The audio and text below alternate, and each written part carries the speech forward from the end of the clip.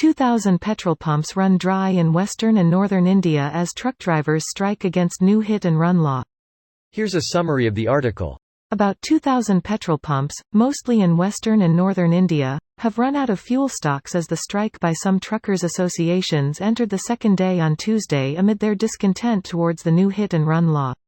While state-owned oil firms had topped up tanks at most petrol pumps across the country in anticipation of the truckers' strike, some petrol pumps in Rajasthan, Madhya Pradesh, Maharashtra and Punjab ran out of stock due to heavy rush, industry officials said.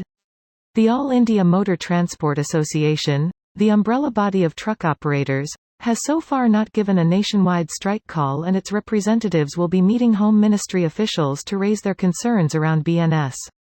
The industry officials said most petrol pumps have stocks to last 2 to 3 days and should not see any problems if the strike was to last for the stated 3 days. There are about 1 lakh trucks that ferry petrol and diesel as well as LPG from oil company depots to petrol pumps and gas distribution agencies. The strike has impacted the movement of trucks in some western and northern states, they said, adding some LPG truck movement too has been impacted. Petrol Dealers Association, Mumbai, President Chetan Modi told PTI that the fuel supply to petrol pumps was affected due to the drivers' agitation since Monday. Petrol pumps started running dry yesterday. If we don't get the supply, most of the pumps will run out of fuel by the end of the day, he said. This post received a score of 8,800, with an upvote ratio of 95%. Here are the top comments in response to this article. So they are protesting being liable for hurting, killing people while driving negligent? I don't understand this strike. Would someone more familiar with India explain why this is a big deal? According to the truckers, they often face mob violence in the aftermath of an accident, so they drive off in order to avoid it. Either they're full of shit, or India is a lot more screwed up than I realized. I've seen enough crazy shit online over the years that I consider driving in India akin to the Thunderdome. There used to be a TV series on something like the History Channel IIRC, that was called something to the effect of the most dangerous and deadliest roads, and probably 90% of the show was centered around how awful drivers in India are. Thunderdome is certainly one way of putting it, with so much horn honking that cars may as well just not have horns because it's just white noise.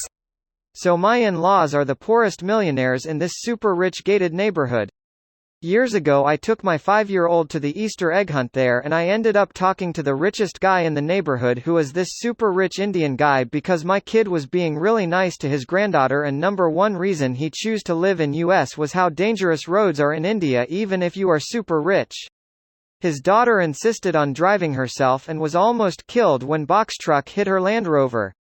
Isn't getting a driver's license in India as easy as driving straight and taking a few turns? Think I saw that somewhere, not sure if true. The test is also easily avoidable with a little bit of monies. Just like everything else. Dial 100 to call the police, pay 100 to make them go away? I heard something like that, anyway. That saying isn't keeping up with time. I doubt any self-respecting cop would just take 100 these days. $500 would be the bare minimum. 500 is a personal pizza, so depends on the cop. Bangalore had Krispy Kremes last time I visited home. If a driver causes a serious road accident due to careless driving and then leaves without informing the police or any official, they could be punished with up to 10 years in jail and a fine of 7 lakh rupees. $8,403. Some context about what happens if the driver stays at the scene of an accident.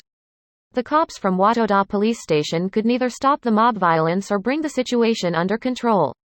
But the law doesn't call for them to stay on the scene, only to self-report in a timely manner. Hello, is this 911? There was an accident at X, gotta run for my life, bye.